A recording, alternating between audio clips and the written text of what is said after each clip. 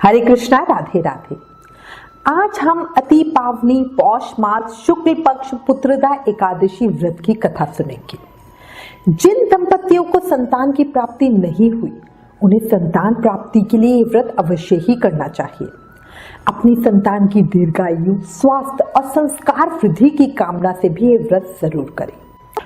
पौष पुत्रदा एकादशी व्रत की कथा को पढ़ने या सुनने मात्र से मनुष्य के समस्त पापों का नाश होता है, उसके वंश में वृद्धि होती है। अब ये अति पावनी कथा बताती हूँ, प्रेम से, मन से, भाव से सुनना। एक समय श्री कृष्ण के चरणों में अर्जुन ने प्रणाम करके श्रद्धा पूर्वक प्रार्थना की, हे मधुसूदन, अब आप पौष माह के शुक्ल पक्ष की एकादशी के महत्व को बताने की कृपा करें। इस एकादशी का क्या नाम है, इसका क्या विधान है, इस दिन किस देवता का पूजन किया जाता है, कृपया करके मेरे इन सभी प्रश्नों का उत्तर विस्तार सहित दें। अर्जुन की बात सुनकर श्री कृष्ण मुस्कुराए और कहा, हे अर्जुन, पौष मास के शुक्ल पक्ष की एकादशी का नाम पुत्रदा है। इसका पूजन पूर्व में बताई गई विधि के अनुसार ही करना चाहिए। इस उपवास में भगवान श्री हरि की पूजा करनी चाहिए। संसार में पुत्रदा एकादशी उपवास के समान अन्य दूसरा कोई व्रत नहीं है। इसके पुण्य से प्राणी तपस्वी, विद्वान और धनवान बनता है। इस एकादशी से संबंधित जो कथा प्रचलित है उसे मैं तुम्हें सुनाता हूँ, श्रद्धा पूर्वक श्रवण करो। प्राचीन समय में भद्रावती नगरी में सुकेतुमान नाम का एक राजा राज्य करता था। उसकी कोई संतान नहीं थी। उसकी पत्नी का नाम शैव्या था। उस पुत्रहीन राजा के मन में इस बात की बड़ी चिंता थी कि उसके बाद उसे और उसके पूर्वजों को कौन पिंडदान देगा।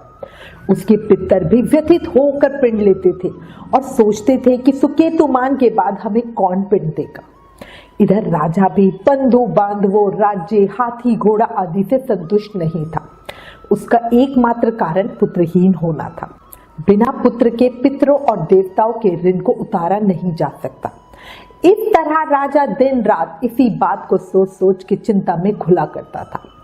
इस चिंता के कारण एक दिन वो इतना दुखी हो गया कि उसके मन में अपना शरीर त्याग देने की इच्छा उत्पन्न हुई। किंतु फिर वे सोचने लगा कि आत्महत्या करना तो महापाप है। अतः उसने इस विचार को मन से निकाल दिया। एक दिन इन्हीं विचारों में डूबा हुआ वे घोड़े पे सवार होकर वन की तरफ चल पड़ा। घोड़े पर सवार राजा वन, पंछियों और वृक्षों को देखने लगा।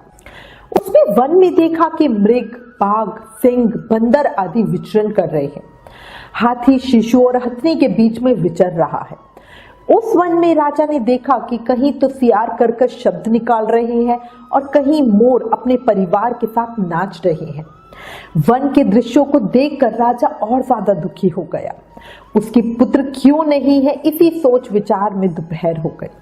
वह सोचने लगा कि मैंने अनेक यज्ञ किए और ब्राह्मणों को स्वादिष्ट भोजन कराया, किंतु फिर भी मुझे ये दुख क्यों मिल रहा है। आखिर इसका कारण क्या है। अपनी व्यथा किससे कहूं, कौन मेरी व्यथा का समाधान कर सकता है। अपने विचारों में खोए राजा को प्यास लगी। वह पानी की तलाश में आगे बढ़ा। कुछ दूर जाने पर उसे एक सुंदर सरोवर मिला। उस सरोवर में कमल पुष्प खिले हुए थे। सारस, हंस, घड़ियाल आदि जल क्रीड़ा में मग्न थे। सरोवर के चारों तरफ ऋषियों के आश्रम बने हुए थे। अचानक राजा के दाहिने अंग फड़फड़ाने लगे।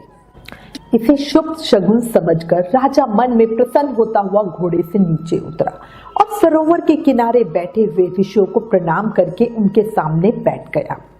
ऋषिवर बोले, हे राजन, हम तुमसे अति प्रसन्न हैं। तुम्हारी जो इच्छा हो वो हमसे कहो। राजा ने प्रश्न किया, हे विप्रो, आप कौन हैं और किस लिए यहाँ रह रहे हैं। ऋषि बोले, राजन, आज पुत्र की इच्छा करने वालों को श्रेष्ठ पुत्र प्रदान करने वाली पुत्रदा एकादशी है। आज से 5 दिन बाद माघ स्नान है और हम सब इस सरोवर में स्नान करने के उद्देश्य से ही आए हैं।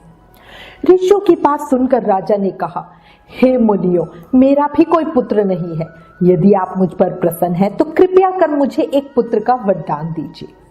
ऋषि बोले, हे राजन, आज पुत्रदा एकादशी है, आप इसका उपवास करें। भगवान श्री हरि की अनुकंपा से आपके घर अवश्य ही पुत्र होगा। राजा ने मुनियों के वचनों के अनुसार उस दिन उपवास किया और द्वादशी को व्रत का पारण किया और ऋषियों को प्रणाम करके वापस अपनी नगरी आ गया।